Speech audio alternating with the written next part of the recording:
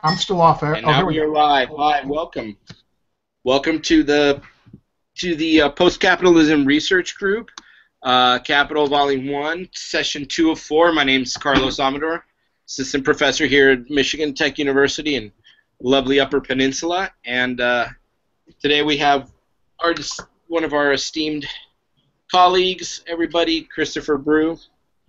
And why don't we go around and introduce ourselves to say hi, and then we'll get started with whatever you want to get started with. I think we're starting. Are we starting with chapter 10, Chris? I thought it was 7, but maybe it's 10. I'm sorry, 7. You're right. You're right. Apologies. Yeah, no problem.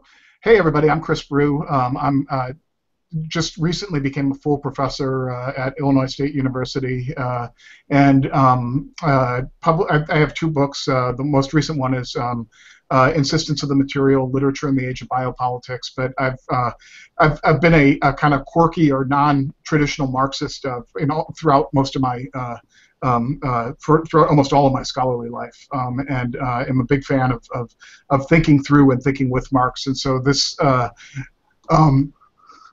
As well as thinking Marx in relationship to other thinkers. So this group has been really productive for me. I'm trying to work on a new book in which I'm thinking about ideas of materiality and ideas of, and then Marxist materialism and how those either think those together, both for ecological and for political economic reasons. So anyway, that's me. I'm also obviously a leftist who's interested in getting rid of fucking global neoliberal capitalism. So yeah. Thomas, let me pass it on to you. Okay, hi everybody. I'm Thomas Elliott, and I guess you call me an independent researcher from Novi, Michigan, and I have read very little Marx. I've read more of the sort of peripheral works or whatever. I'm about halfway through the volume 1 of the selected works of Marx's.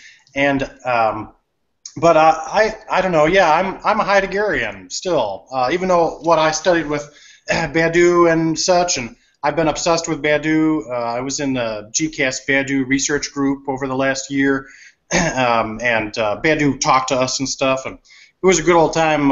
But yeah, I remain pretty serious deconstructionist, Derridian, Heideggerian, but very interested in, of course, just as the destruction of neoliberal capitalism and radicalizing the cognitariat, those types of concerns. So, I'm very interested in German idealism and how dialectics you can use in the world, that sort of thing too. So, thank you. Excellent, thank you. I love the Nietzsche hovering over your back too. It's going to add a nice contrast to it'll bring Nietzsche into the conversation here. Sort of give Marx a run for his money a little bit. But Philip, do you want to say hi? Oh, I'll say hi. They're boarding the plane in a couple of minutes, so this will be very short, but I will enjoy watching. Okay, good to see you. Oliver, do you want to say hi?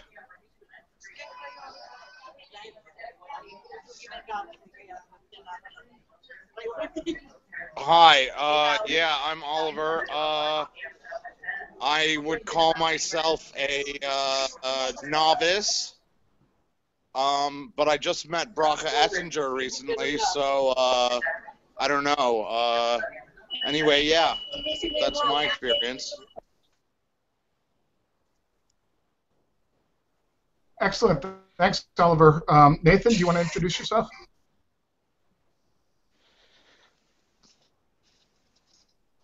There we go. I am Nathan. I am a PhD student at Clemson University. Longtime Marxist, but this is only my second time reading through Capital, and it's certainly different. Jason, do you want to? I know you're. Are you dropping out, Jason? He just dropped out, I think. Okay, Harry, do you want to introduce yourself?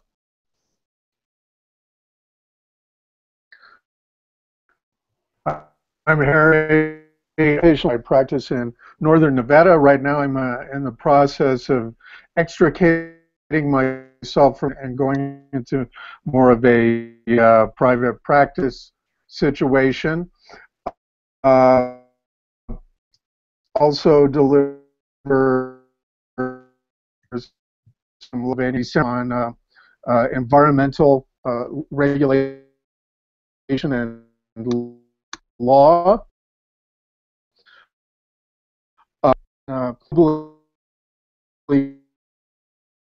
ecology-oriented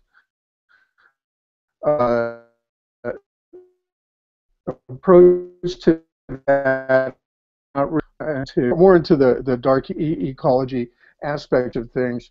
Also interested, very much so, in farm worker justice and changing conditions for farm workers, especially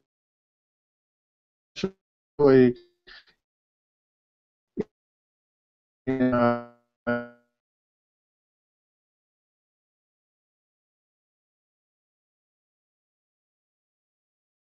We're losing you a little bit, unfortunately. Yeah. I heard the part about farm worker justice.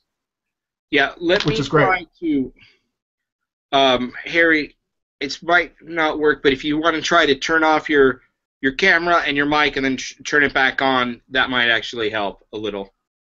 It's I'm getting. Here, I'll go ahead and do it for you, and then I'll let me 1 second. And go ahead and try to talk, Harry. Okay, can you hear me? Yeah, I can hear you now perfectly well. There we go. How you doing? Okay, good. What did you hear so far? So anyway, I heard the stuff about environmental justice and yeah. So anyway, environmental justice, but not so much from a Greenpeace perspective, but more from a Timothy Morton point of view, right? You know, also looking at conditions of farm worker justice, especially Excellent. since we have a lot of migrant workers and ranch hands in this area. So that's my take on it. Also following with interest on healthcare reform, and hoping that eventually we'll get to a single payer model. Excellent. That's it for me. Excellent. Thank you, Harry. Yes, and yes to single payer, absolutely. Blake, it's good to see you, man. Sorry, I wasn't able to make it last Saturday. Do you want to introduce yourself really quickly? I'm Blake Reno. I'm currently living in Bloomington Normal, and I'm a former student of Dr. Bruce. You can call me Chris, sir. Okay. Dr. Chris. All right, let's get started here. Reflections on what we have is like a number of chapters before the working day, and then we have the massive working day, and then we have it's kind of like the life of a laborer, right? And then we have a bunch of chapters we're reading after the working day. So in terms of the chapters before, in terms of for example, the one we started with, chapter 7, the labor process and valorization. Do people get what valorization is? Or should we go? I'm thinking maybe definitions might be helpful here.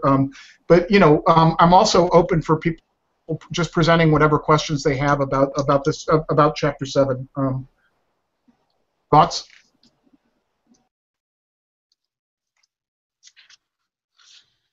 I think, Chris, if you want to go ahead and put on the table a couple of thoughts that will allow the conversation to sort of generate points of departure. I think it's okay. Sure. I think the first 15 minutes are always a kind of people are coming and going, so it's good for you to feel comfortable and together with this situation. So I would say I think it would be important for you to go to 7 and just at least talk for a minute about the labor process, especially since that makes sense.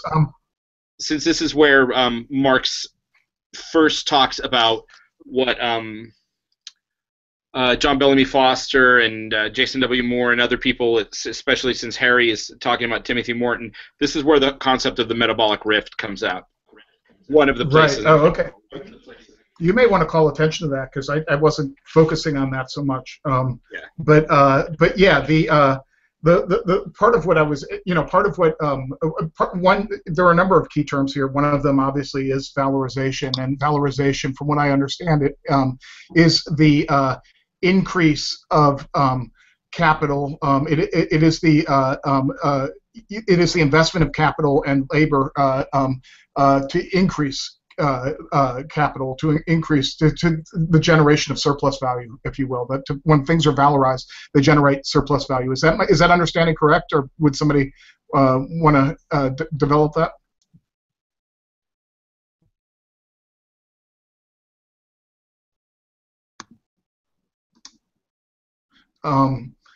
Okay, well, I'll keep talking some more. So yeah, that's my understanding of valorization. Yeah, you do have this quote with the quote about metabolism that I think is really interesting, right on the first page of it, which is, labor is, first of all, a process between man and nature. This is on page 283. A process by which man, through his own actions, mediates, regularizes, and controls the metabolism between himself and nature. He confronts the materials of nature as a force of nature. He sets in motion the natural forces which belong to his own body, his arms, legs, head, and hands, in order to appropriate the materials of nature in a form adapted to his own needs. Through this movement, he acts upon the external nature and changes it. And in this way, he simultaneously changes his own nature. He develops the potentiality slumbering within nature and subjects the play of forces to his own sovereign power. It's interesting, I think, from a ecological, both an eco-Marxist perspective here. This is sort of one of the main moments where Marx is theorizing, and this is probably why there's the emphasis on the metabolic rift, theorizing the direct relationship between humanity and the shaping of nature and the transformation of nature. It's interesting that it's conceptualized in terms of sovereignty, among other things. I think of all the different theories of sovereignty that we could bring to bear here, including people like Agamben and stuff like that. But I also think it's also interesting where he talks about human nature not as fixed and static the way we often inherit it in any given specific the way in which it's often invoked in common sense ideas, but instead nature is something that's changing. It's what Hart and Negri and Empire and their trilogy call an anthropological understanding of human ontology. That in fact human ontology changes, and humans create they create their own. They create their own human nature, and that human nature changes. And so they talk about it as a transformation in ontology. And so it's interesting here. What seems problematic, perhaps from an ecological or Timothy Morton standpoint, is the idea of the dominance of nature, or the you don't get a sense of nature meeting humanity partly as its own, as actors in and of itself, or as an actor in and of itself. So these become some of the questions I think that are at stake here. Other thoughts?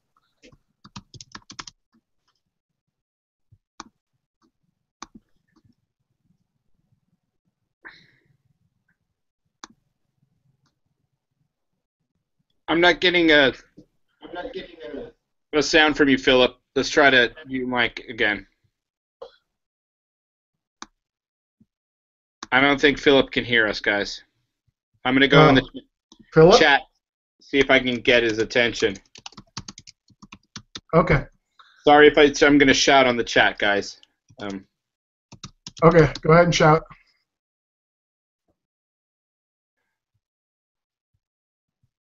Okay.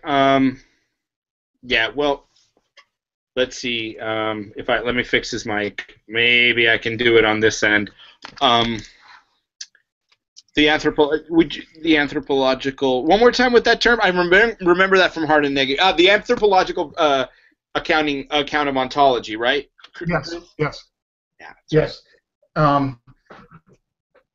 And it's interesting. He says we are not dealing with those first instinctive forms of labor which remain on the animal level. An immense interval of time separates the state of things in which man brings his labor power to the market for sales of commodity from the situation when human labor had not yet taken form. And so there's also obviously a division between animal and human that's here. And for Marx, it's about obviously breaking away from instincts. It's also about human work as purposive labor. And as purposive labor, that's one of the things that distinguishes humankind from Marx.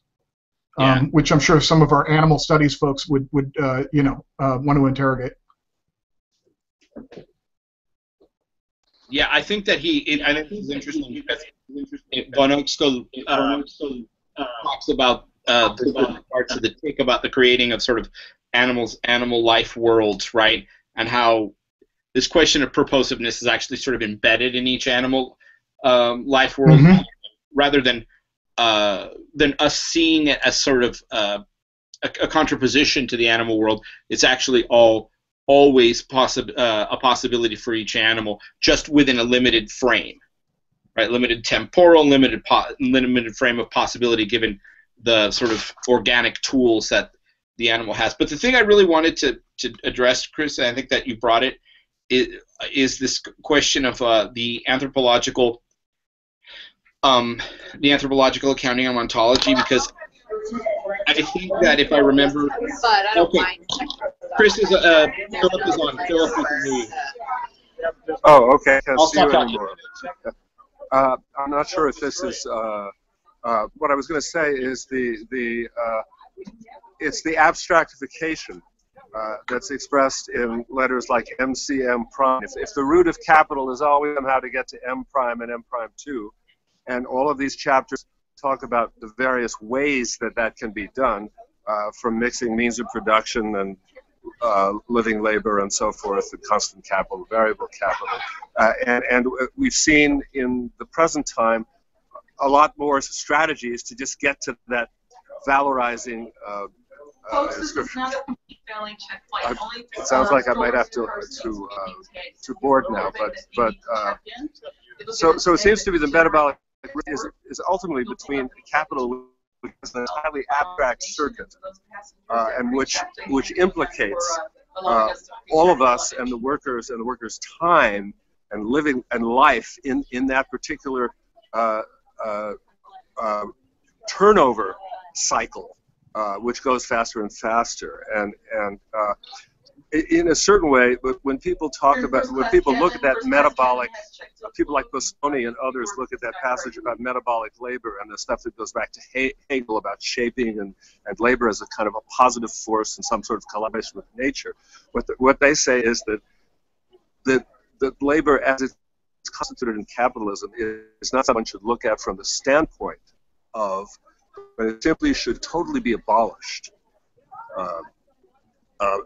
Because that particular picture of shaping is close to what artistic labor is now, has no role whatsoever in the last, to me it seems anyway, the last 25 or so chapters, or even the various circuit of capital that goes on. I don't know if that makes sense. So, yeah, it does. Can you hear me, Philip? Yes. Okay. Yeah, it does. And I do want to get back to thinking about the MCM and how this all plays out in terms of the generation of capital and the valorization of labor. Is valorization? I'm just boarding class cabin row 1 through 5. Excuse me. Is valorization a term for labor or for capital, or is it both? I actually think it's a term for capital, right? The way that I understand valorization in this, and I'll look for the quote, is that valorization is the goal of capital, right? Capital's nature is to valorize, which is to, when we go to MCM prime, right? In the chapter 4 or 5, Norris, according to Scott Schneider and Zahan Chen. Let me try. Sorry, Phil, I'm getting too much. I'm gonna be impolite and mute you. You're the perfect. Now that I got the control of it, right? For the line to not be linear, it needs surplus value, right? Right. So all of capital's kind of goal is to manage and control both ends of, or sorry, if we're talking about the composition of capital, right? Manage and control both ends of capital in order for valorization to occur, right? Capital's got one function only, which is to valorize itself, which means not just to increase itself, but the way I read it, and I'll look for the quote here, is to valorize itself is to reproduce and increase its power. Okay. Right. So it's not asymptotic. It's more of a kind of in Spanish. It's more of a kind of fattening of the dimensions. Yeah, and that's part of the need to reproduce labor and the conditions of labor. Before you're able to, before you're able to produce surplus value. So the valorization is both those parts, right? Can I just step in for a second and say that this process itself seems to me, I mean, going by the little I know of the late work of Lyotard, seems to me to be sort of an inhumanization, perhaps, rather than a humanization. It's precisely that which makes us inhuman, to take this back to some sort of plane of immanence type orientation. It's an inhumanization, this process, according to any general theory of productivity with respect to this valorization. Just a side note. To sort of respond to that, Oliver, and hopefully to come back to Philip's point for a second too. I think it's both. I think it's both a humanization. It's a humanization of the natural world, if you will, but it's also a dehumanization of the human world by capital. So that capital actually, I mean, this is maybe my dialectical reading of it, but capital works by, in fact, transforming humans to, or reshaping human work and human production to its own end. And in fact, you get capital in some of the later chapters. You get capital as an actor, right? You actually, in the chapters that we read for today, capital itself becomes a kind of actor. And so that becomes what you get in a certain way. I mean, this becomes what we were talking about last time, this real abstraction. The capital functions as a real abstraction that then becomes a driving force in relationship to human work and human labor and human social relations. So it's both a humanization and a dehumanization, if that makes sense. But the point, Philip, that I heard you talking about, he may be getting on the plane. Okay. The point I heard you talking about, I didn't catch everything you said, but one of the things that struck me in what you were talking about is that this process with nature is really a process that only goes up to a certain moment in capitalism. That much more contemporary, most contemporary capitalism already is assuming, what Adorno would have called a second nature or a built nature, or what you have now is capitalism working on a constructed world for the most part. Not totally. You still have things like the appropriations of the appropriations of various wildlife and native remedies for by pharmaceutical companies and stuff like that. But generally, this relationship with the metabolic rift is not. You're saying it's not current. Is that right?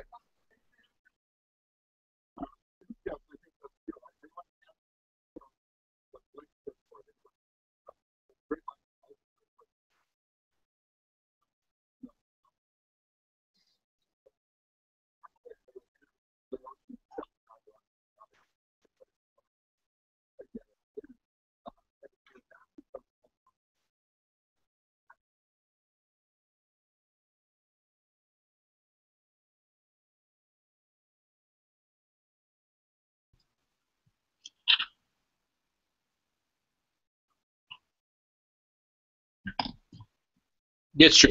Yeah.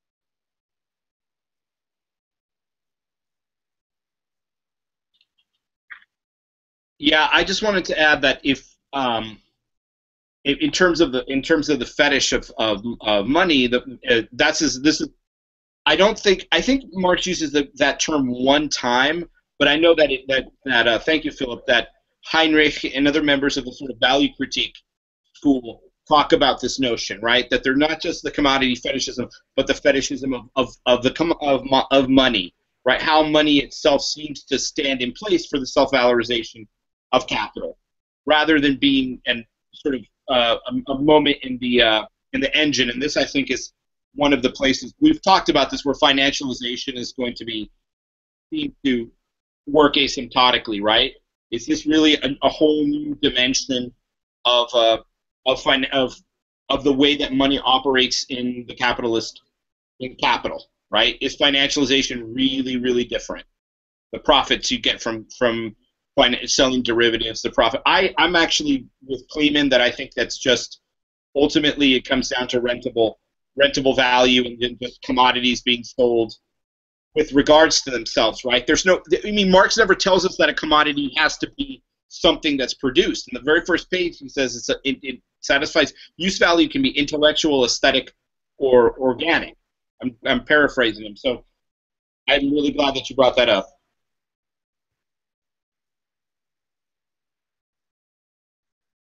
Yeah, exactly. Yeah, I was thinking about that. So can we talk about, last time we were talking about that money is not a commodity. But I thought, Marx originally talks about it as a special case of a commodity that becomes something distinctive. Can you all hear me? I feel like I'm fading in and out. No, you're totally fine on my end. Okay.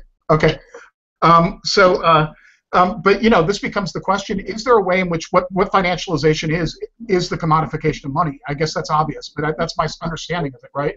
So what you have is money itself becomes a commodity, and you have this kind of trading that takes place, where people speculate between currencies and stuff like that. I'm not sure. How the question I have with financialization is whether the labor theory of value still makes sense in this context. Where is the value entering? Where is the labor entering into it? Is it in the do we have to trace it all the way back to whatever real entity, quote unquote, the derivatives are derived from? So you'd have to go back to the mortgage and then to the house, or how does it work? If you remind me. Chris, I'm gonna write it down. I'll be happy to put together a bibliography on precisely this issue of the labor theory of value with regards to financialization. In other words, does the labor theory of value still hold? Because this is something that I'm only now starting to really research, and I know Philip knows quite a bit about it.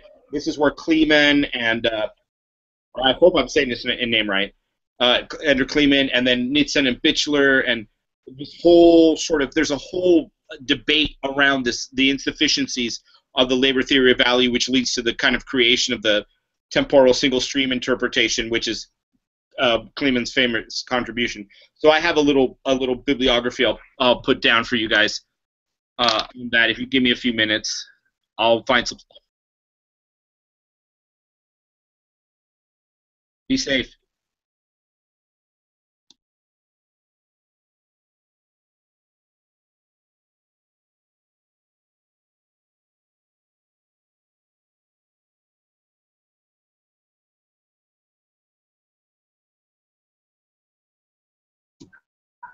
Thank you, Philip. As always, great, wonderful contributions. I want to come back to the question of Thomas. You asked a question about real abstraction, and it's derived from Hegel's notion, but I actually think it's a different concept from Marx. It's actually how things that start out as abstractions take on the weight of materiality. So for Marx, my understanding of real abstraction is that capital is an abstraction, or money is an abstraction that then takes on a kind of weight. And so part of what Marx means by materialism is the ways in which these constructed categories, what Zizek calls, in fact, the collective hallucination that is the money form, among other things, take on a kind of weight that has an objective quality. So that we experience them as objective facts, even if they're made up. Does that make sense? Does that make sense to you, Thomas? Yeah, that's perfect. I mean, that's perfect. I mean, I was only familiar with the Hegelian concept. That Okay, cool. that nails it. Very good. Okay, cool. The next thing I want to do is, do people understand how surplus value gets constructed? First of all, we should maybe do some quick definitions. One of the things I wanted to touch on was the definition of capital, right? Which is where you invest capital into a commodity, including the commodity that is labor, right? And this is crucial. You invest capital into the commodity that is labor, and invest in all sorts of other commodities in order to make more money back. And that more money back, so you get his formula C to M to, I'm sorry, M to C to M prime. Okay, that the M prime is the extra money, that you get, and that is capital. And capital is money that you invest to make more money. I'm sorry, that is surplus value. The M prime is surplus value. What you get, the extra money you get there is surplus value. Capital is money that you use to invest to get more money, to make more money. That's at least my understanding of the definition of capital. I'm not, there are, Chris, that where I think that I think it's all. And if we look on page 255, one of the things I think is so difficult in Marx is to separate capital and money, and to separate what the capitalist does as investment, rather than what it is as a kind of sort of organic is not the right word, but he does use the term organic composition of capital as a kind of a systemic quality that actually has a sort of maybe a biological metaphor might be good, although I know some people might accuse me of metaphysicalizing. On 255, he talks about if we pin down, okay, he says here, if the independent form, i.e. the monetary form, right, so this independent form of capital, money in circulation, from which the value of commodities assumes in simple circulation, does nothing but mediate the exchange of commodities, and it vanishes in the final result of the movement. On the other hand, in the circulation MCM, both the money and commodity function only as different modes of existence as value itself, money as its general mode of existence, the commodity as its particular, or so to speak, disguised mode. It is constantly changing from one form into the other without becoming lost in this movement. It thus becomes transformed, and this is one of the terms that Heinrich likes, on automatic subject. And then he goes to the last part. If we pin down the specific forms of appearance assumed in turn by self-valorizing value in the course of its life, we reach the following elucidation. Capital is money, capital is commodities. In truth, however, value here is the subject of a process which, while constantly assuming the form in terms of money or commodity, it changes its magnitude, throws up surplus value from itself, considered as original value, and thus valorizes itself independently. By virtue of being value, I'm skipping, it has acquired the occult ability to add value to itself. It brings forth living offspring, or at least lays golden eggs. Right? So, I mean, maybe I'm metaphysicalizing it a little too much, but it's this constant shift in and out of cycles of valorization and commodification and circulation that itself are governed by its status as value. And when he just uses value without anything in front of it, he means surplus value. He means capitalist value. That's the way. Right, yeah, he means value, not necessarily surplus value. He means value as exchange. I mean, value as his definition of what is what labor produces is value. Yeah, like the end, right, after capitalization and everything like that. Right, because I mean, it's not surplus value, because surplus value is a piece of value. It's not all of it. Right, absolutely. But yeah, that makes sense. So capital in this sense, I'm working off of what I was taught versus what's actually in the text. And I think you're right. One of the things that Marx is arguing in the text here is that capitalism, or capital, is this whole process. It's the process of the valorization of the self-valorization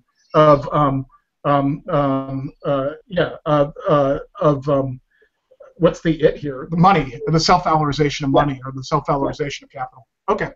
And that's that works for me. Money's the independent form, the way I read it, in terms of being transferable, right? It's a kind of it's synecdoche, not the metonym, but it's the synecdoche for the that's the part for the whole, right? It's a synecdoche for this whole process, right? Like the sort of Damocles, or the long arm of the law. That's the way. Right. I guess what I was saying, and I probably confused the two things. I'm just remembering that Marx claims that capitalism doesn't start with just commodity exchange, right? That's mercantilism. It's only once you actually start getting investment for the generation of more capital that you get capitalism proper. And so that to me that's what's at the heart of capitalism. One of the other complicated things that I have with Marx is I realize how dialectical a thinker he is, even in capital.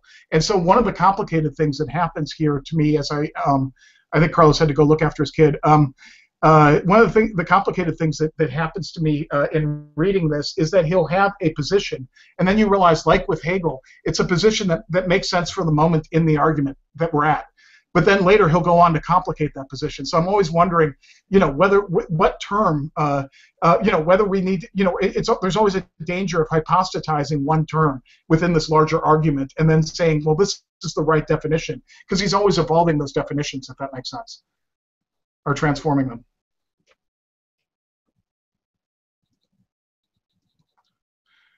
What do folks think about the working day? One of the things, it's interesting. Oh, go ahead. Did somebody want to talk? Yeah, go ahead, Thomas. Describes himself as the only person to ever apply dialectics to economic thinking, something like that. And Lenin then said that Marx never finished his. He was supposed to write a text just on dialectics, but that Lenin said it was unnecessary because we have capital. Is the sort of, major statement of his dialectical method, right? That dialectics is riven throughout every element in this sort of virtuoso, presentation, right, of the inner movement of these ideas, right? So that's all. That was Absolutely. Oh, absolutely. And I mean, it's funny because Althusser in the 60s tries to really say that Marx isn't dialectical anymore in Capital, that he breaks with dialectics, and this allows Althusser to construct his sort of structuralist Marxist edifice. But I never buy it, because whenever I read Capital, it's so clearly dialectical to me. I mean, I feel the movements, that echo from the phenomenology of spirit in the text. I mean, it's many things. It's also empirical. It's there's all sorts of different like the working day itself is more empirical. It's more it's actually his in some ways synthesis of all this material he was reading about, all this historical material and social material he was reading about in the British Library. So one of the interesting things, just to transition to it, although we can come back to this stuff too, but one of the interesting things is what was I going to say? One of the interesting things about the working day is it's often the part of Capital that gets taught the most by activists, because it's the part that actually details the experience of the worker and becomes it's very much like contemporary ethnographies of labor, except that he's synthesizing other people's scholarship here. But it's often one of the more popular parts of it, and it used night education classes and stuff like that, because it really talks about the ways in which capital works to extract every last drop of profit, to the violence of the worker and of various workers, including all the children workers, that are talked about in the text. It also is interesting how capital exploits, and this is still true today, the way in which capital exploits things like race, gender, and age to, in fact, get even more surplus value out of its investments, and in fact sets those groups against each other by doing so at the same time. So anyway, that's just a thought. It's a transition.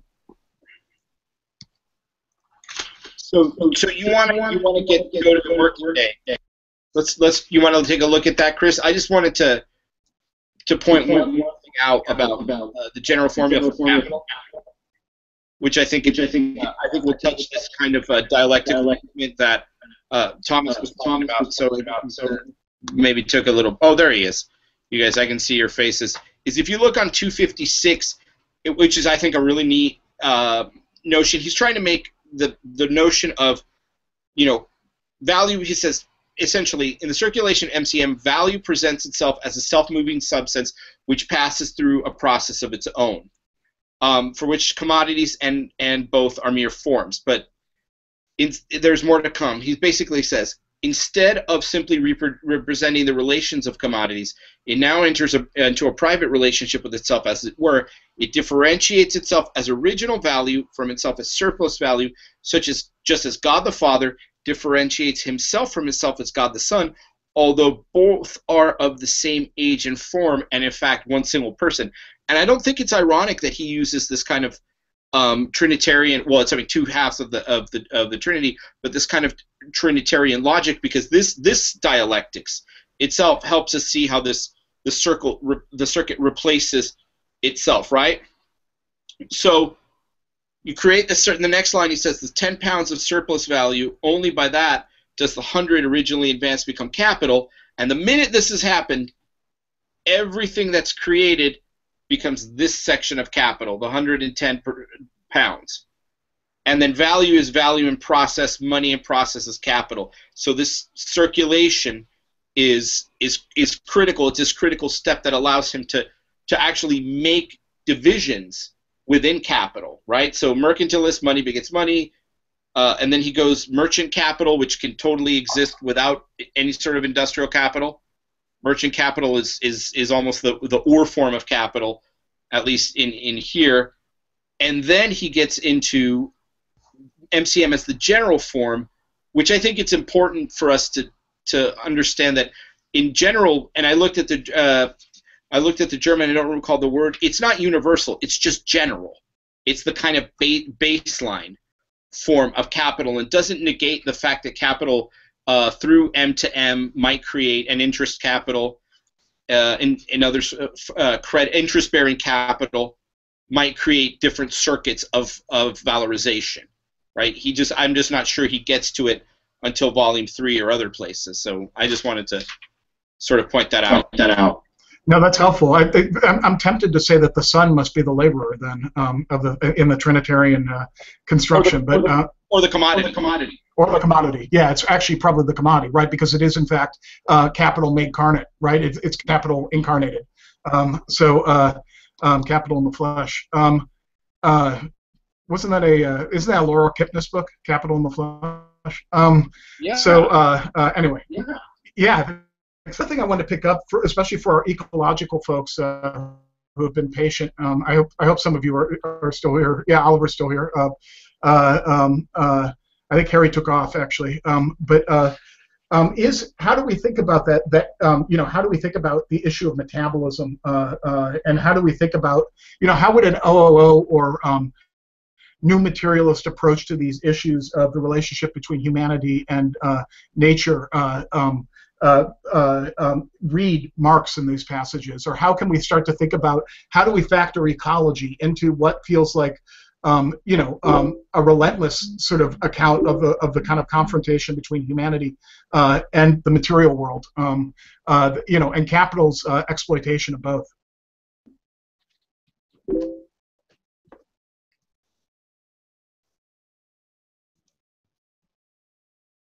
Any thoughts?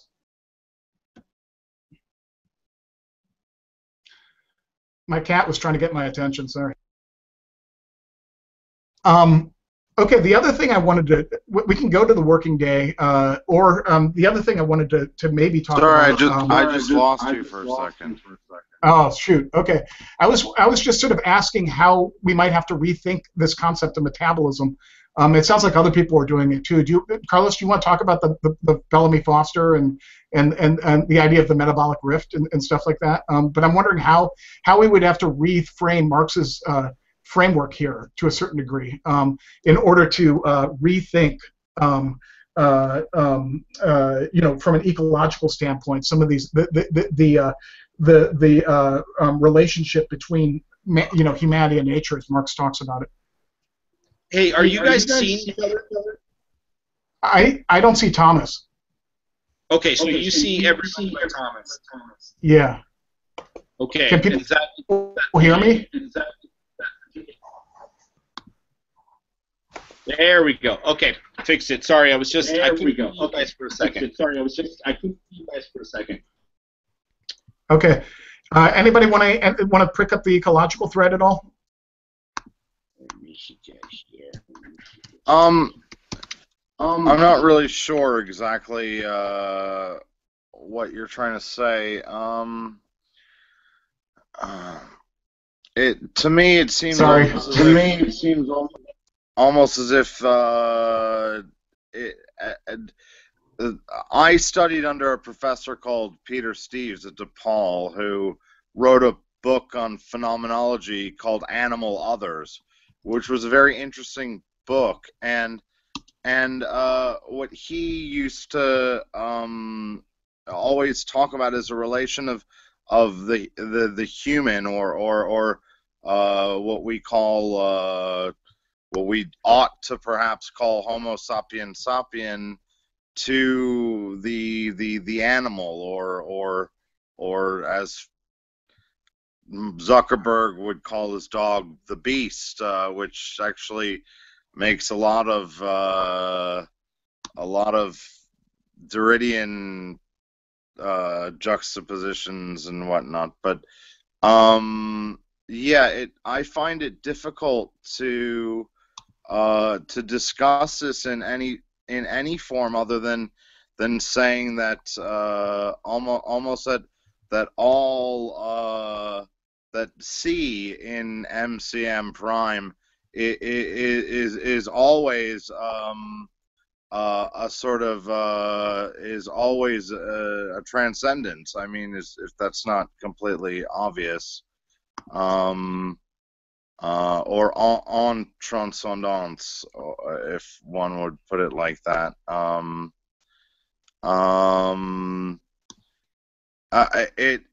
But then you say, how do we not at the same time end up being reflected by the movement of capital in the logic or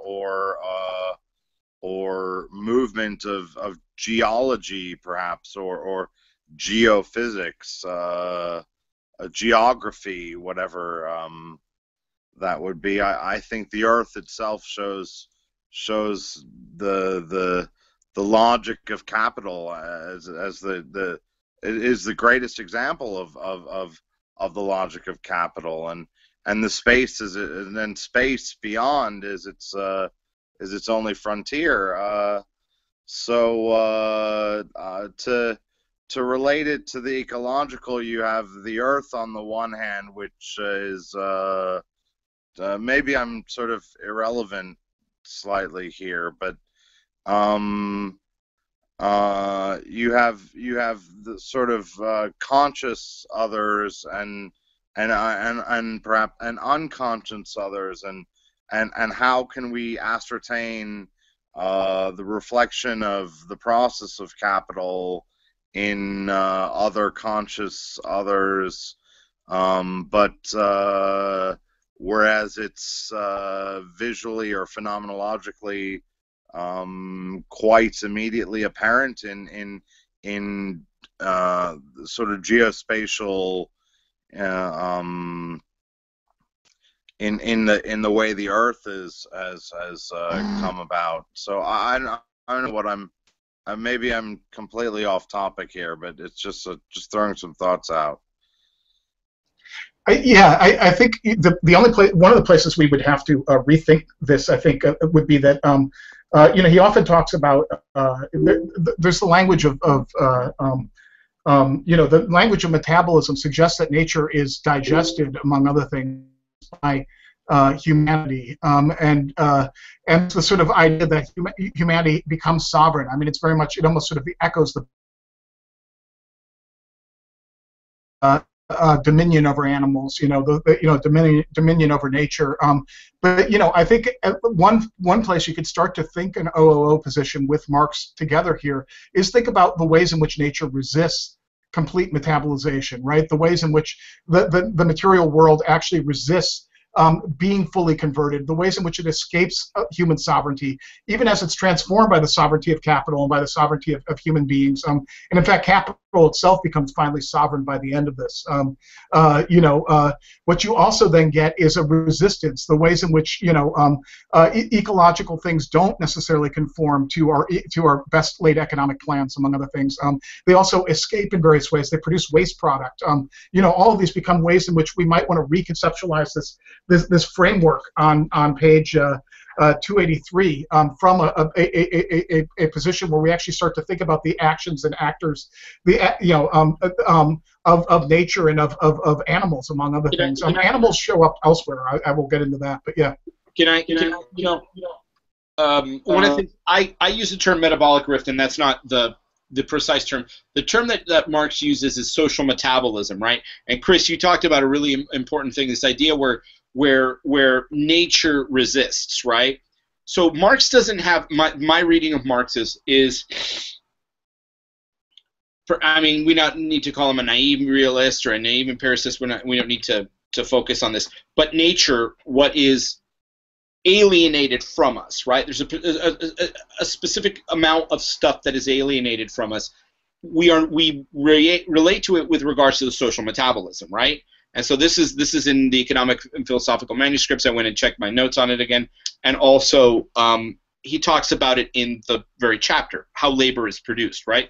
Labor on its baseline is the process of human collective relationship with the material non-human world, right? So where the rift emerges is precisely where you're saying, both as a tendency of capital to create a kind of irreparable, this is quoting Bellamy here, and I looked at this one. I have a PDF of this book, so if you guys want it. I mean, PDFs anyway. But to create an irreparable point of damage within the social metabolism by means of capitalist production and mechanization and consumption of products, and also the metabolic rift that nature itself.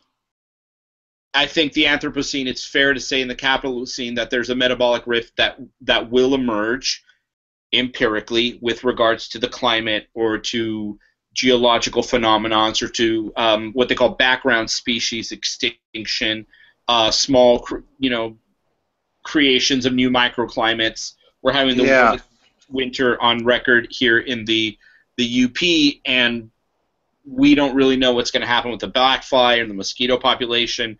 And there are all sorts of things that can be attached to this capitalist rift. So I like to conceive of it, or metabolic rift, as sort of like this. It's the rift that we have a handle over, and there's a sort of inexorable metabolic rift over, the Anthropocene, which a lot of people don't like. But to me, maybe this is completely out of context, but this seems oddly Schellingian. The way in which sort of the destruction of nature is the production of capital, and it's only to the extent to which we destroy that or take from the destruction of nature.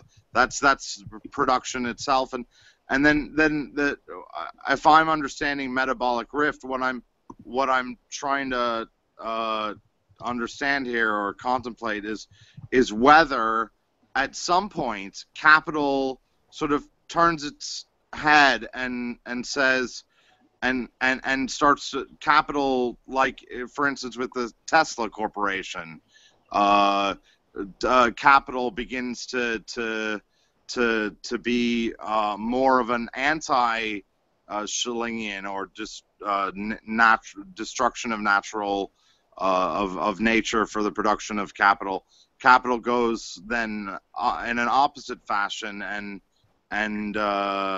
starts to work against that current out of that, and whether that, and where does that lead? Does that then lead to some sort of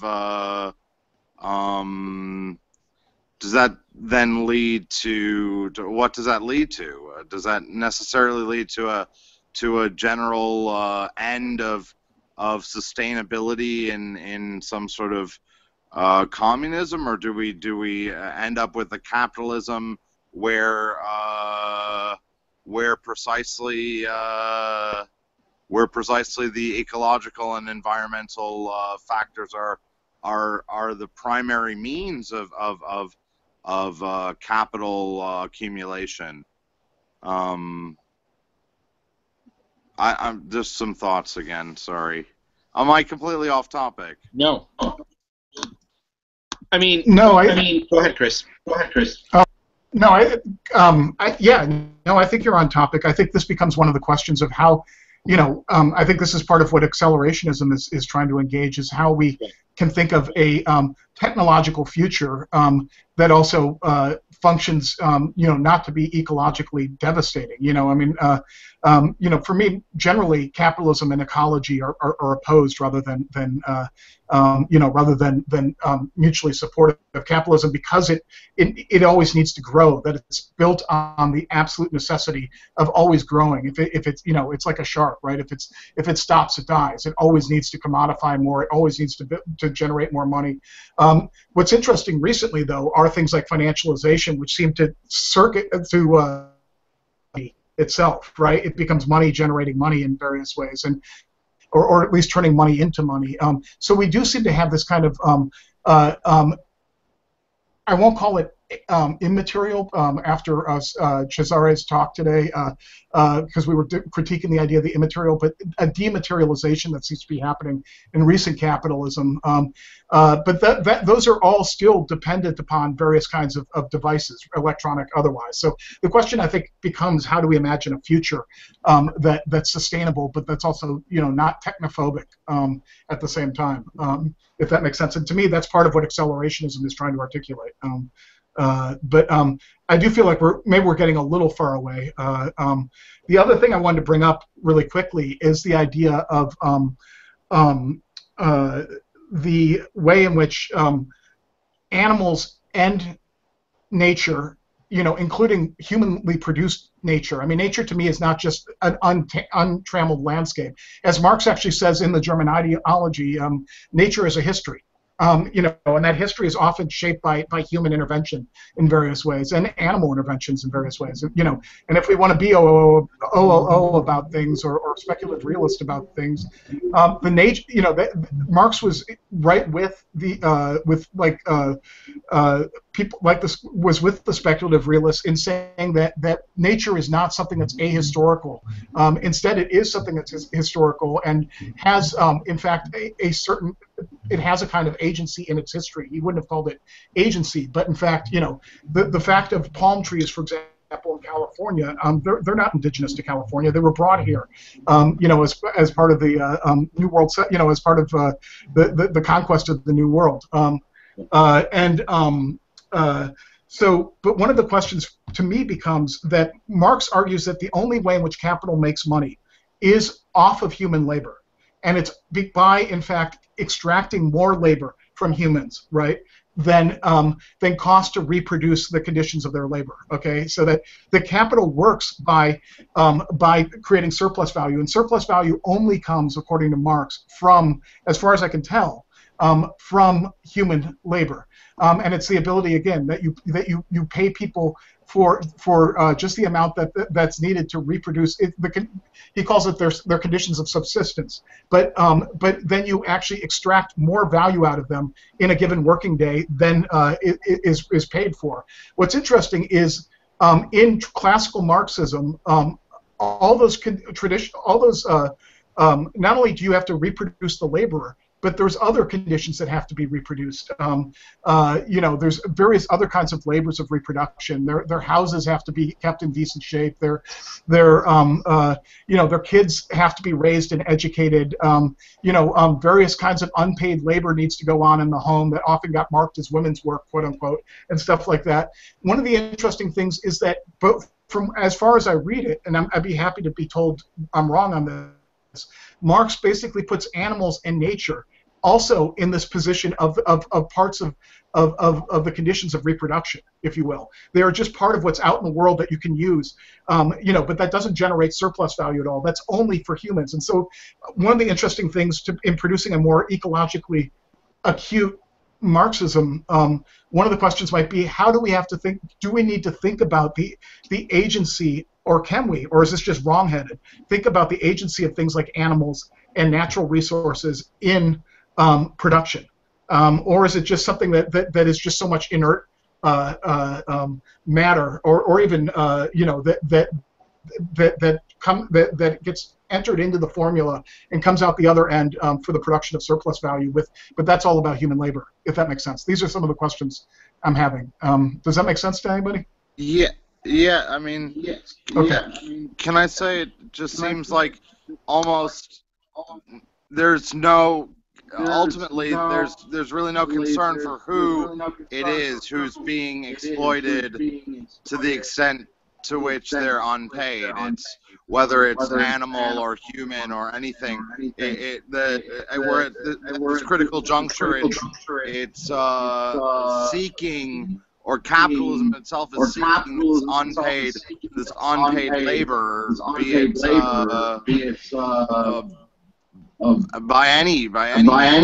by all. Yeah, and I guess this comes back to the question: do things like natural resources, do animals, do machines produce value? Or with Marx's formula of surplus value, they don't, right? Surplus value seems to only come from human labor, but that's only because of. Go ahead, Carlos. I'd like to get back to the animal thing. I think the way you really put things on, and it really, what you're going, I think it's going to really be tied to the working day. And I haven't found a good answer. In any of the sort of the interpretive texts of capital. But I've always had this sneaking suspicion, and perhaps this is my Althusserian structuralism coming to bear, that machines produce value.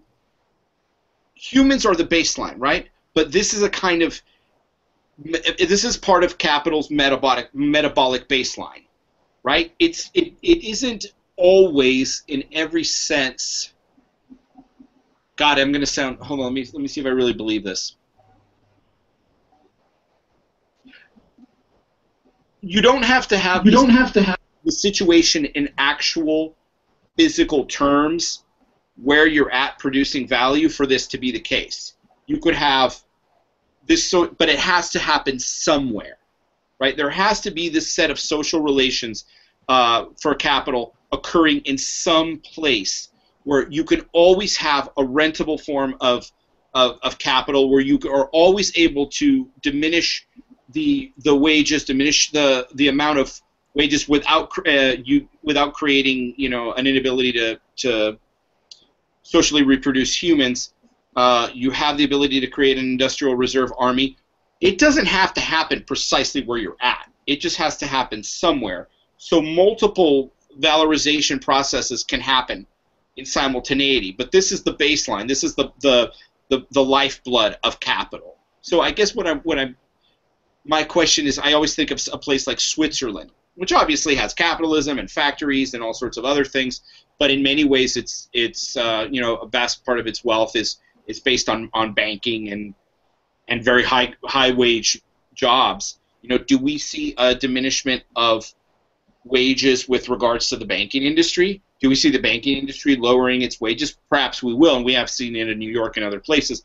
But this just has to be an available relationship. It has to be it's almost like we are now in this relationship, like it or not. This is our worldview. This is where I guess I'm a worldview Marxist, and I see it kind of horizontally, structurally. Does that make sense?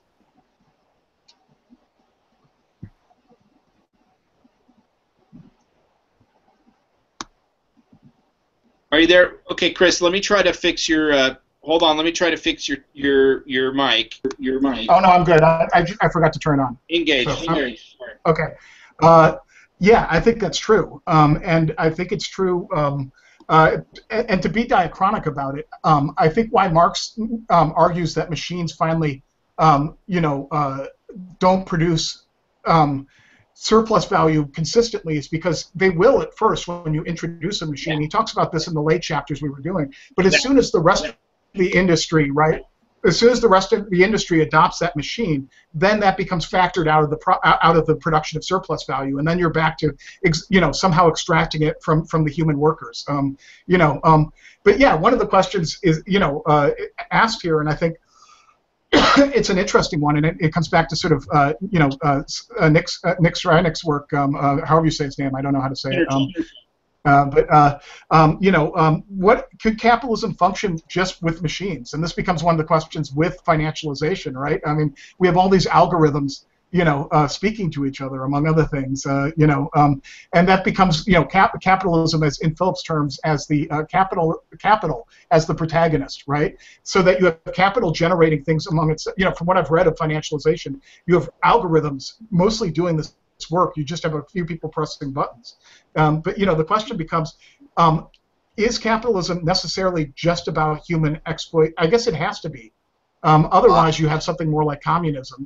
I think it is. And I don't know if that's I think it's at some point there's someone who just takes everyone else's work and just shreds it, and there's someone on top of that who pays to just shred everyone else's work. So. But that's just the way it has to be, isn't it? And it's not something that we should really talk about. But I mean, it's but once you realize it, it's like it's almost like what are you gonna do about it? It's saying it is just Nietzschean, really. It's just following in Nietzsche's footsteps. It's not like he circled around the point enough times. Not like he didn't circle around it enough times. But yeah. It's tragic, I suppose, in some sense, but there is something that seeps through, like Leonard Cohen always says. There's a crack in everything. That's how the light gets in, and I suppose the light is both getting in downwards and moving up as well, in some sort of sense, even if it's I'm not sure about that, but maybe that's just optimistic. Maybe that's what the Vienna Circle would say. But I think that one of the ideas of, I mean, and Marcuse had this vision too, right? And at the end of Eros and Civilization, one of the visions of pure mechanization is a version of communism, right? I mean, this is also, is if you can mechanize all of labor, then you don't actually, then you're not extracting surplus value. And that inherently a version of communism. That's at least that would be at least my understanding of the argument. Other issues that people touched on or want to touch on in the reading with the working day, with the chapters after it? I was thinking, wouldn't the ideal be to just have machines doing all the labor, and then we would just be doing the sort of intellectual labor of actually sort of programming the machines and whatnot in their processes, and then we could be subsistence creatures ideally, but then what sort of I mean, is that even a possibility? Is that what do we then? What? I don't know. It's just something I thought maybe 10 years ago. I just think I thought it in passing and just moved on. Like that we could have machines doing all our work for us, and we could just sort of lounge about reading the next greatest thriller or whatever. I don't really know how to answer this. I'm still looking at this. One of the things that always seems to strike me is that, and I'm looking specifically at, this question of absolute surplus value is like, how do we construct the worker? Worker has to have two components of definition, right?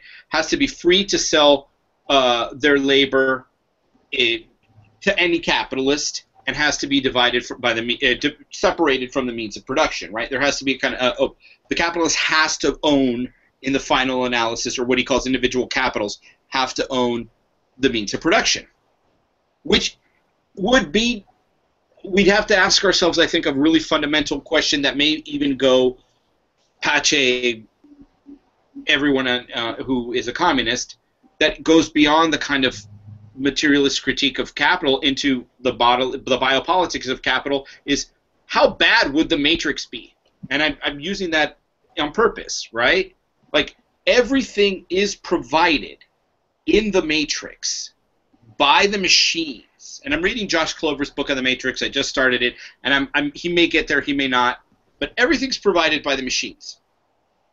The minute you get out of the circle, Zizek talks about this too, the minute you get out of the circuit of ideology in the machines, everything becomes crappy.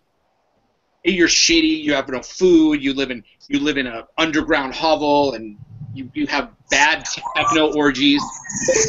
What's bad about full luxury lifestyle communism controlled by machines that regulate our very connection to ourselves? And I think the question is for Marx and many people, kind of question of human agency over history. I think at the end of the day, this is the question that accelerationists and communists and decolonial scholars and anyone who's on this side of capital really has to look at. Is the question is human development. Like, do we really want full-blown lifestyle luxury communism, which is, to me, is the matrix, because it's perfect. Remember, the agent, I can't think of his name, Hugo Weaving's character, talks about how they fixed it. At one point, they had created a utopia, and then they fixed it so it just had a little bit of problems, right? Just enough issues for humans to think that they were getting some shit done. But really, it was ideological bullshit innate to the human. Agent Smith, thank you. Innate to the ontology. So I think this is a really big question that has to do with the relationship that labor has to accelerationism and financialization. Like, what's going to happen if accelerationist financialization and telematics and all of these sort of super technical solutions occur? I love that question. Love it. I think you should put it on eFlux. Oh, well, thank you. I might get in trouble. I like my anarcho-primitivists too much. I think they're kind of sweet. I'll shut up now. Let's go to the working day. Shut up now. No, that was. Yeah, that sounds good. Let's talk about the working day. I'd also love to hear from some people who haven't spoken much. If Blake or Nathan and you feel free to post on the side, too, or Quinn. If you want to chime in with questions or thoughts or reactions, feel free. And I guess Carlos is saying, Quinn, you must talk. No, I'm chilling. I haven't really been actually looking at the Marx that much. I kind of came in because I was on the computer anyway, and wanted to say hi to my friend. I love the Matrix thing, and the really half-baked, like, human nature conversations that cinephiles have when they say, like, the Matrix needed to create conflict because humans need conflict to survive. I think that's already a thing, and you're playing with it and kind of using it. I think. But you gotta take it back and say, like, no, like, build us a utopia and we'll, like, read philosophy all the time. Yeah, that's it's called being a full professor. It's great. I sit here and I read philosophy all the time. No, but that is that. I always find that suspect, this idea that we need conflict or anything else. And that's where I like Marx's idea of human nature is finally that we also are self-creating and self-constituting in various ways. That we, that our nature can change depending on the social system that we build. And that we are cooperative as much as we are competitive. I mean, Carlos is mostly competitive, but. I wish I had the stones to compete. Really, no. I'm mostly consumptive. I just eat. God. But don't you think that in a sort of Maoistic way, and that antagonism would be first, and that even if you were to build some luxury communism, something like that, even in a dystopian way, like the Matrix, and that there would still be social antagonism first. The field of antagonism would be prior to any other construction on top of it. That was just something that made me think of the inherent contradiction.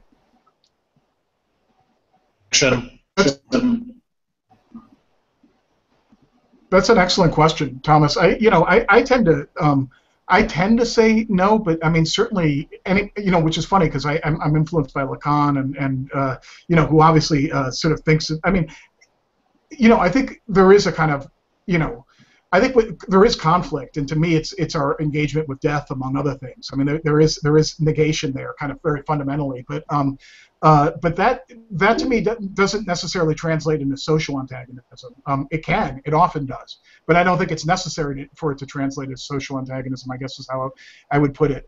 Certainly people like Laclau, when they tried to revision Marx in the 80s, Laclau and Mouffe, when they argued that social antagonism is central to any political system, or at least some sort of symbolic conflict is necessary for democracy and for a kind of radical socialism. So it's a good question. I don't know. I don't have a simple answer to it. We can go back to Mao himself, but I got this quote, I believe, out of Zizek. I want to say it was either in How to Read Lacan or on his text on violence, but where he articulates the difference in Mao between patient contradictions and violent contradictions, right? That there's this whole level of contradiction and of antagonism that is really kind of just something we can work out through dialogue, or isn't actually a kind of antagonism that leads to a crisis. It leads to sort of minimal crises that appear to be, and I think that's the thing, that appear to be central but are really just conversation pieces for bourgeois culture. My question is why we can't have patient contradictions in a democratic or even a social arrangement. And there are plenty of anthropological cases where this is a case. In Pierre Clastres, I believe it's the Anthropology of Violence, he really talks about how this notion of not, I forget the culture he uses, it's been years since I read that book, but how there are certain cultures that are absolutely abhor the idea of coercing people, but that doesn't negate antagonism. That creates a kind of negative antagonism through their means of trying to avoid coercion. So I mean, I don't think we need to metaphysicalize antagonism, but rather we can make it a kind of material condition, even at the level of what Latour and Sloterdijk do when they talk about the multicolored parliaments and all of these different little, parliamentary utopias that reconcile everybody through sort of techno-parliamentarism. I hope that makes sense. I love that point on Clastres, but it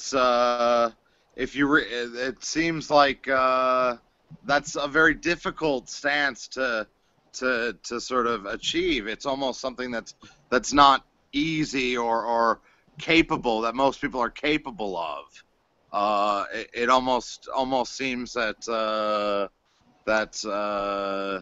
that spark of light that you have to hold on to get there has already been lost, and it's only sort of how do we find that again after the death of trust, perhaps that would be a new anthropology after Clastres within the sort of society and the state. But then we're talking about the same question we spoke about earlier with Cesario about that Jason first asked, whether in the university you have to change it from the inside or outside, and it was I think we had this discussion kind of already today. But yeah, that's just some thoughts again. All over the place I am this evening, sorry. It's not just you, Oliver. I feel the same way. I feel like I'm not pulling this together as well as I did the last time. We're all, these are all really interesting issues, though. I mean, I think, these are all philosophical threads that intersect with Marx in various ways. One of the things I wanted to pick up on in the working day, and I'm happy to also, again, I would love to hear from Blake, if you have anything to say, or I guess did we lose? We lost somebody. So that's all right. What was I going to say? Yeah, I think we lost Nathan. But the one of the things I wanted to pick up on in the working day is that Marx really tries to present his analysis, and does for the most part, and I admire this about his analysis, as a kind of scientific analysis, right? He's always making fun of the sentimentality of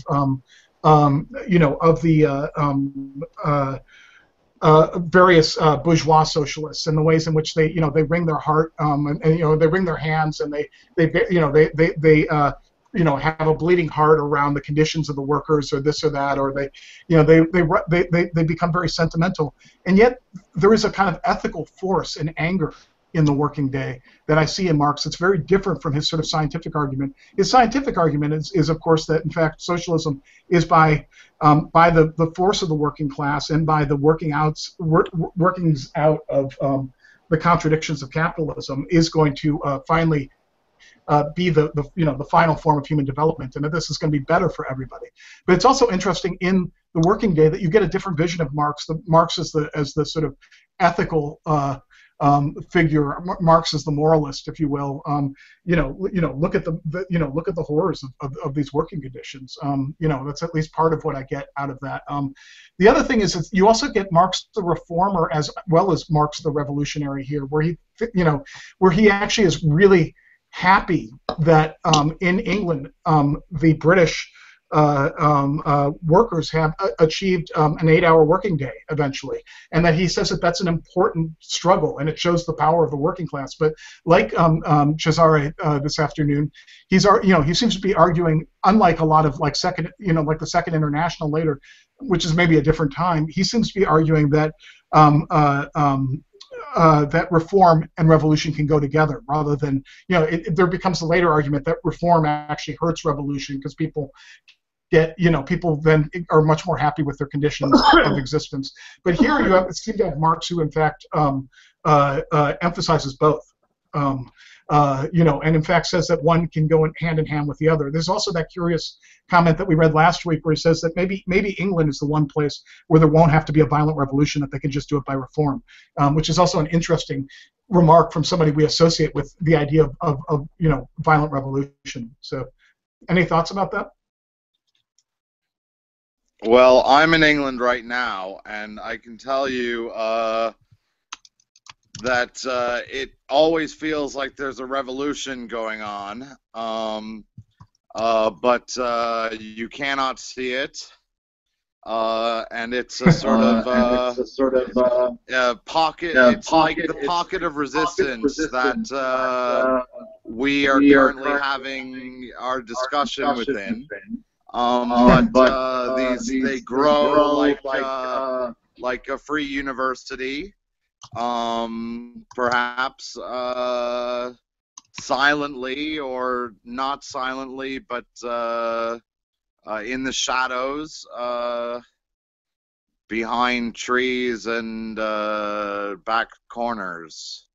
So I don't know whether that's what the United Kingdom means, but I don't know. I mean, whether you want to talk about whether here it seems, at least to me, at some point, like capitalism is only the appearance of things, and communism is really just the way it actually is. But that's just maybe something I can't accept, because I'm really a Nietzschean and I'd like to see everything as it being the way it appears, and there not being some sort of secret world behind it. So this is a big dilemma when it comes to the British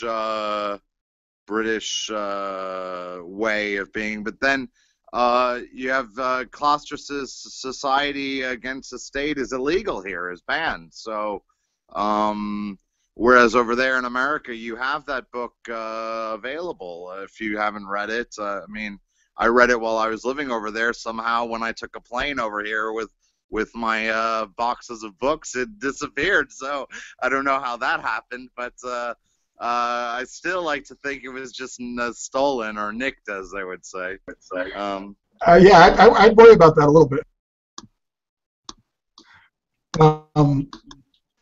Yeah, that's no, that's also that issue of representation or versus reality, or the critique of ideology that's central to Marx, and the critique of appearances, the critique of sense certainty that's central to Hegel and to a kind of dialectical mode, is really interesting, because it does run in contrast with Nietzsche and people like Foucault and Deleuze, who derive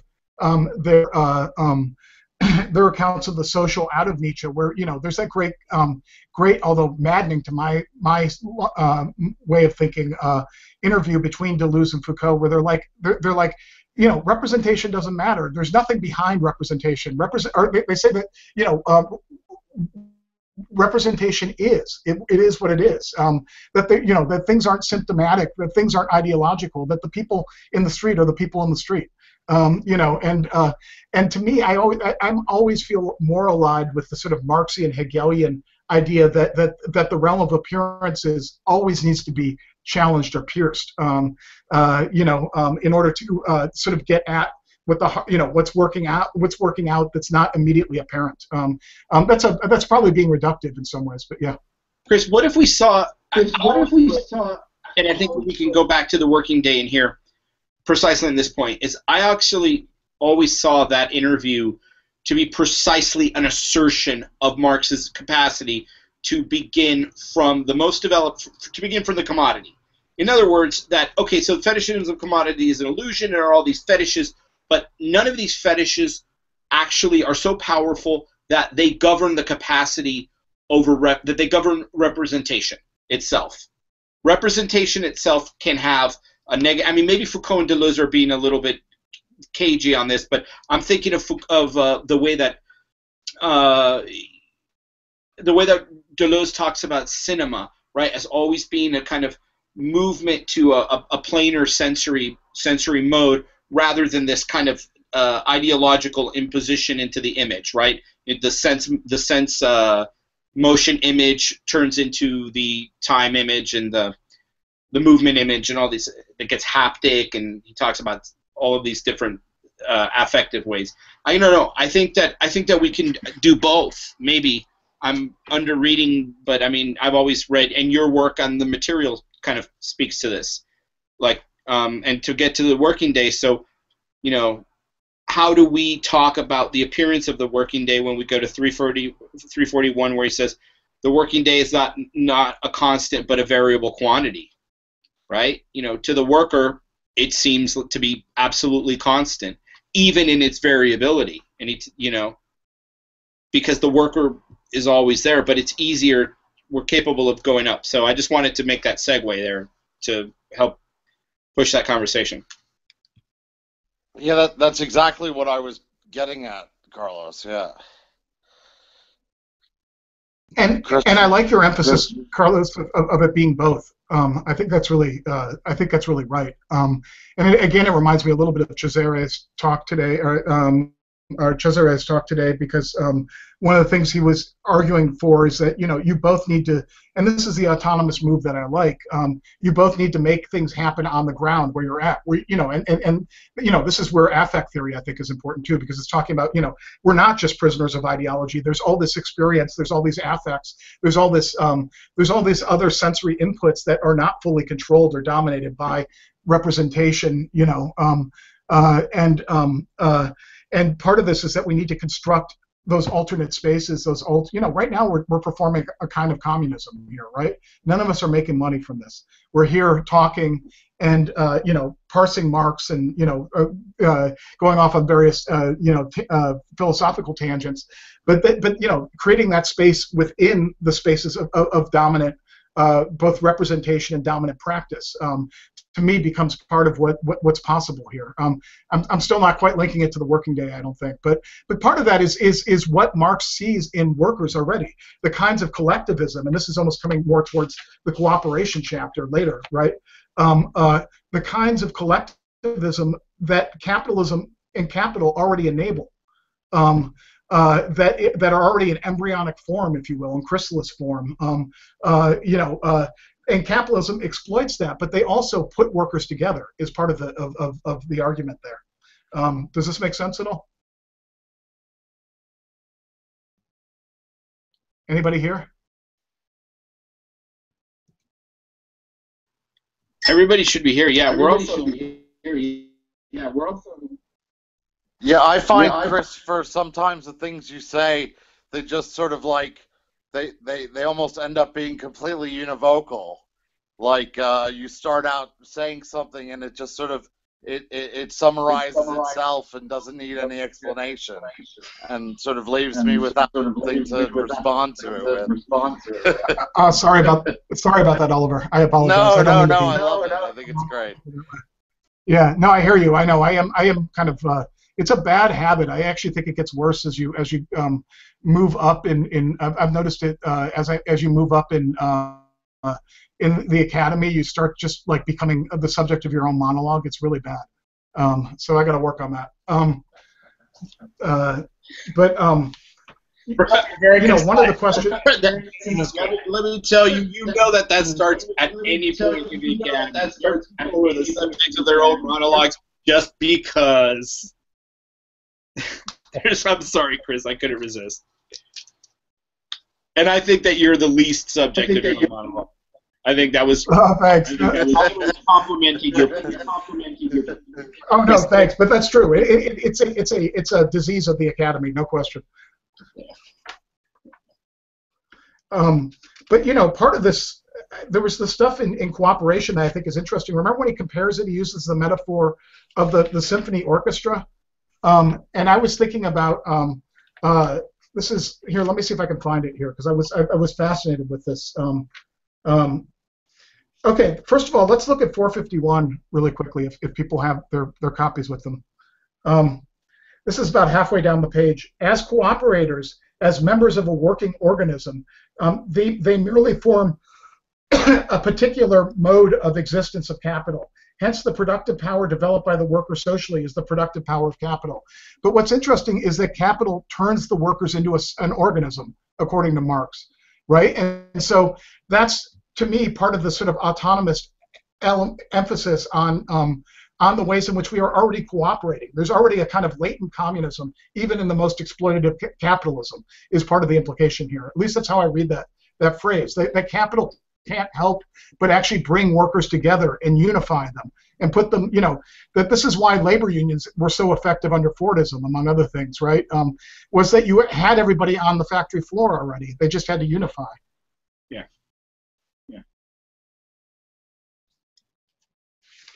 But Henry Ford then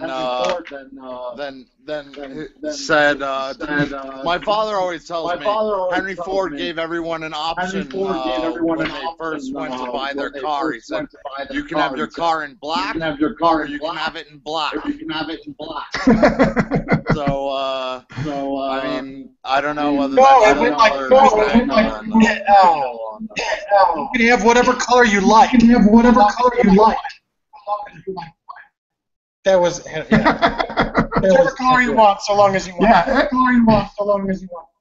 yeah, and that's that's part of what Fordism was the standardization of everything, right? I mean, and this really gets to the last chapter we read, the division of labor and manufacture. But part of what Marx is already in the cooperation chapter predicting the advent of Taylorism and the advent of Fordism, which are right around the corner when he's writing this, right around the historical corner. And one of the things that strikes me is when he talks about already the ways in which workers become reified within the production process, so that rather than producing, he talks about this when he talks about all the different people who are going to be cabinet makers, they all are put together, and then they all find out that you're able to produce more by everybody working on one little aspect of cabinet making rather than each person producing one cabinet, right? That it works much more effectively if everybody divides up the tasks, and one person shapes the handles, another person makes the spindles that are needed, or the nails that are needed to nail the cabinet together. Another person shapes the wood. But what's interesting there is you already have a kind of breakdown, even though it's very, very productive. And this is what Marx calls the accelerationists are interested in this. This is what Marx calls the progressive side of capitalism, right? The capitalism is much more efficient. It brings together these these forces much more effectively. And people are much more productive in it. But it destroys the autonomy. Yeah, well, it is Adam Smith, but it's also Marx. Yeah, definitely. It produces the autonomy. But what it does is it destroys the autonomy of the worker as a craftsperson, right? They no longer are an intellectual worker as well as a manual worker. That gets taken up by management. They actually don't feel a sense of attachment to the finished product necessarily, because in fact they're only working on one small part of it. It also becomes a mode by which you actually can de-skill labor eventually. And I actually think that this is what's happening in the academy right now, that there is a kind of move towards the de-skilling of labor, because skilled labor is very costly, and it's not in capitalism's interest to actually work with skilled labor if it doesn't have to do so. So anyway, that's just some thoughts. Well, that's interesting. There's that question too of freedom that I talked about earlier. Let's have the formal freedom. To hire laborers, where formal freedom to compete, and then the worker has to have the formal freedom to sell itself as labor, right? But the interesting thing that you talked about, let's try that again. Is on page 451. I think what's really cool is how you talk about it, not only as a latent communism, but also there's this question of power that I think is so interesting in Marx. He talks about on page 451, the socially productive power of labor develops as a free gift to capital whenever workers are placed under certain conditions.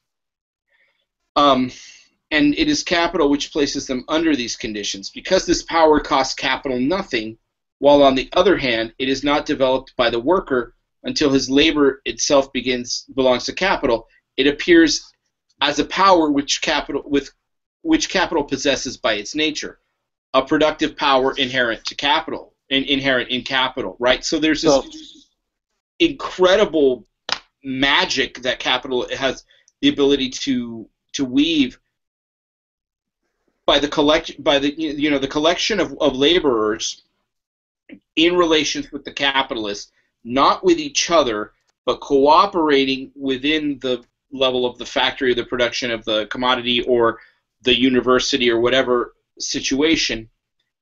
This is a free gift to capital, and capital gets to control it because it controls the arrangement of it, right? And then it gets to say that it is actually appears as a power which capital possesses by nature, but really it's like it's almost an algorithm, right? Neither side, it cannot just be. It's like a sort of operator, mathematical operator. I'm having trouble wrapping my head around how I want to say this, but the appropriation of means of production is inherent to either system.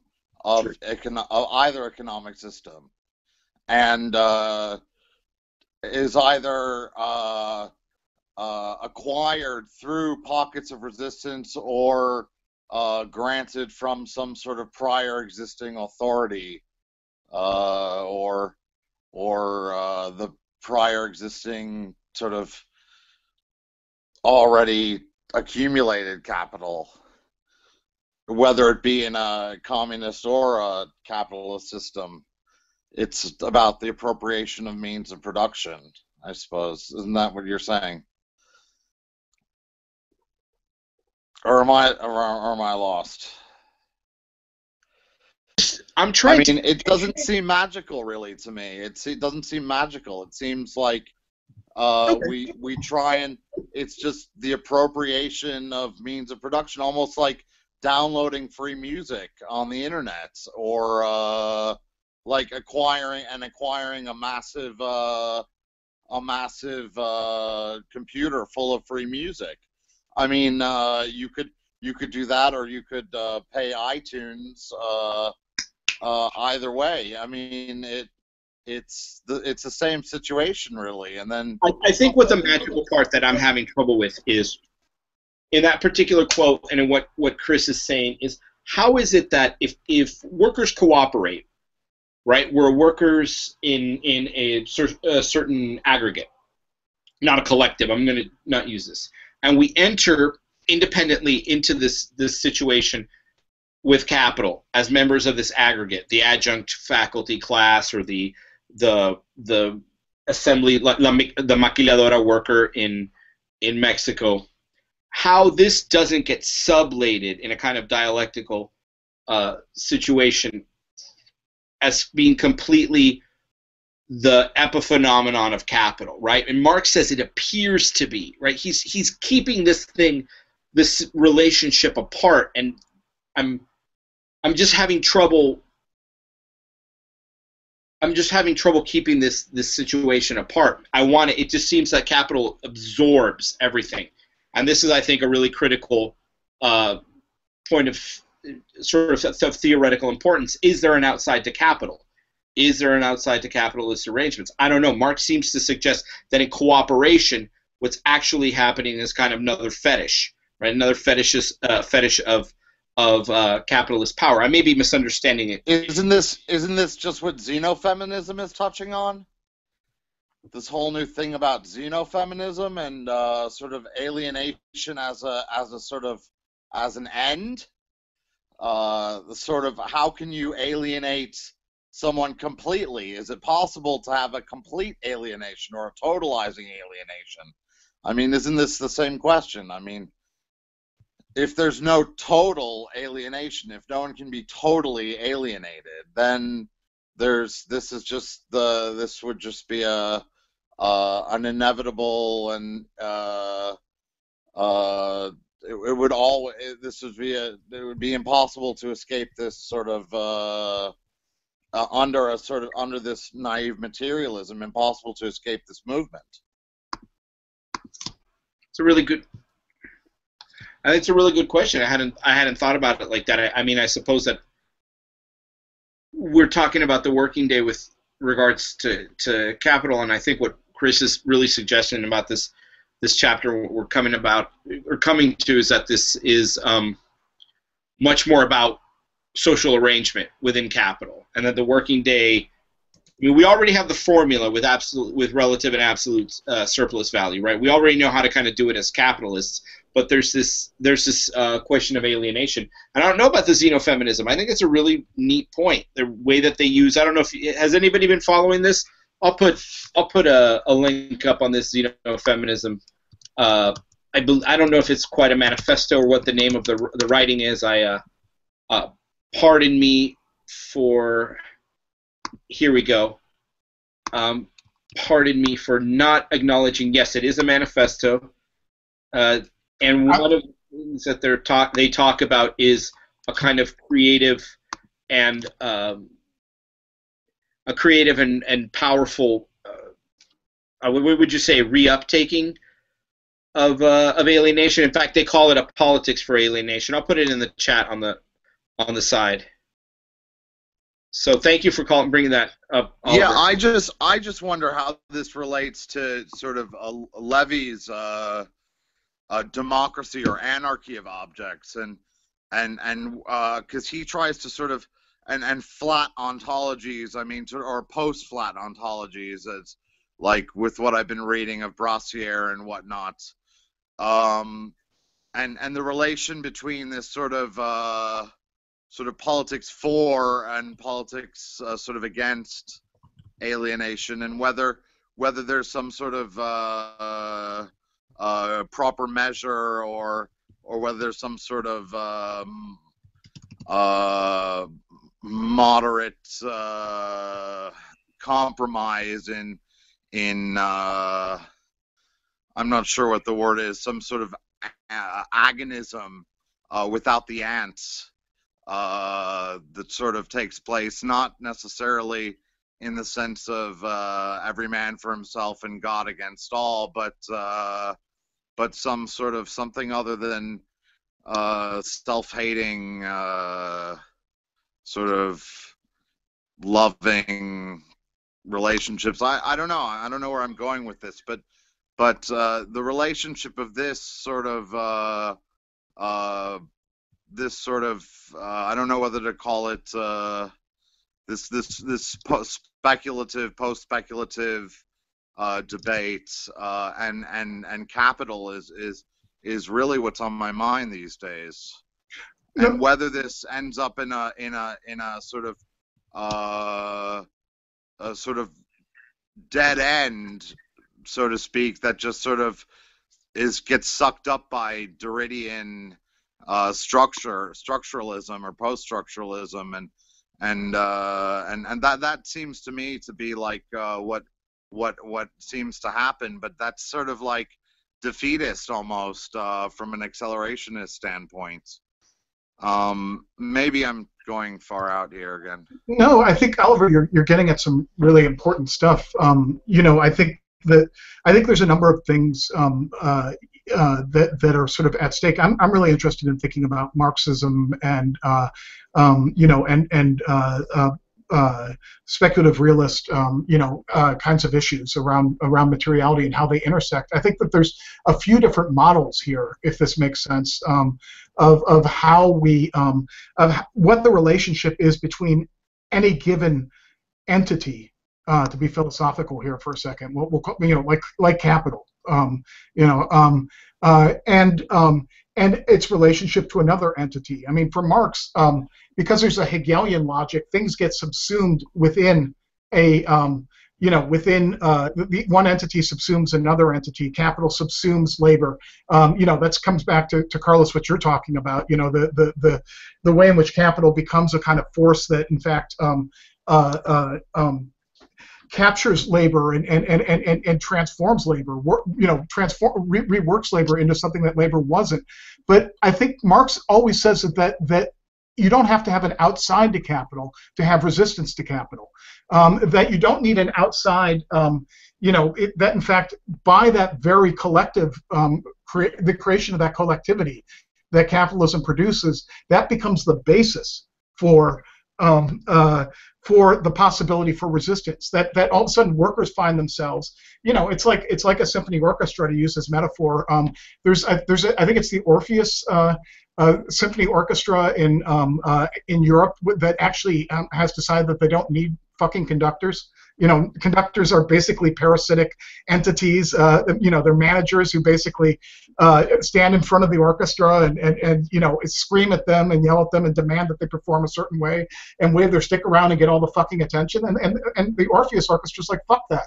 We don't need your fucking conductors. And I think, in part, that's what Marx is suggesting here. This may be a more anarchistic reading, in part. I mean, although that becomes one of the questions. Is Marx saying, he does seem to say that you need people to organize if you're going to have this scale of capitalism. But there's also the implicit possibility that you can become self-organizing. And that becomes one of the dimensions here. The speculative realist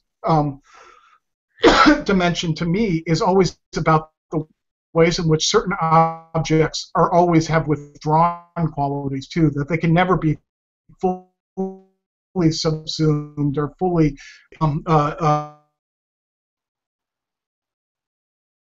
we now live in a world in which to use Jameson's famous phrase, whether it's actually true or not, the unconscious and nature are finally fully colonized. One of the things that I like about speculative realism is it suggests that no entity is ever fully colonized. This may come back to the delusions too.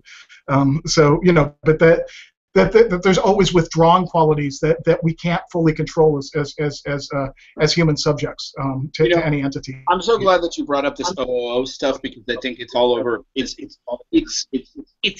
embedded in this question of vitalism and this question of panpsychism and questions that I think for only for a moment, and only to put a final point on this, because we're almost out of time. I need to go around 7 at 6:54. No matter whether objects withdraw or are utterly consumed by our perception, the thing that I think you get to with regards to Marx, especially in this chapter, is that there's already a set of social relations that is doing something. And so, like you said, this anarchistic reading, we have to begin. I've used this term before, and I've probably overused it. In media res, right? We always have to begin the critique of capital from this particular moment. That's why critical management studies is becoming so hot, because they're looking at the arrangement of workers and middle managers and everyone else to see how we can have a kind of liberatory moment. I mean, maybe I'm overreading it. No, I think that's right. I think that's we all end up studying human resources and marine biology. Yeah. That might be a good place to end. I'm gonna put that quote. I think that quote needs to be on everyone's Facebook.